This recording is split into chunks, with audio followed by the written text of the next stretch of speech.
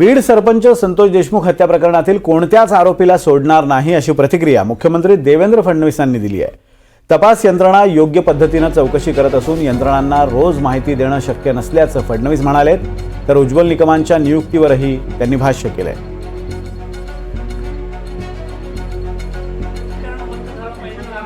100% जर तपास यंत्रणांना आपण नीट तपास करू दिला नाही आणि सगळ्या गोष्टी या तपास यंत्रणा रोज बाहेर सांगू शकत नाही।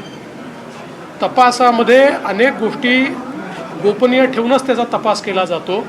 त्यामुळे मला असं वाटतं की आता कुठल्याही प्रकारे तपास यंत्रणांवर दबाव न आणता त्यांना काम करू दिलं पाहिजे। मी एवढं निश्चितपणे आश्वस्त करतो की कुठल्याही परिस्थितीमध्ये कुठल्याही दोषी व्यक्तीला सोडलं जाणार नाही।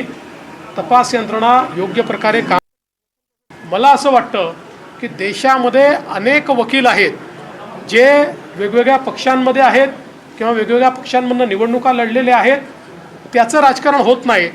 परंतु उज्ज्वल निकम साहेबांच्या नियुक्तीवर राजकारण करणं याचा अर्थ कुठेतरी गुन्हेगारांना मदत करण्यासारखा आहे। कारण उज्ज्वल निकमांचा आजपर्यंतचा इतिहास आहे की त्यांनी केस घेतली तर खरे गुन्हेगार जे असतात त्यांना शिक्षा होतेच।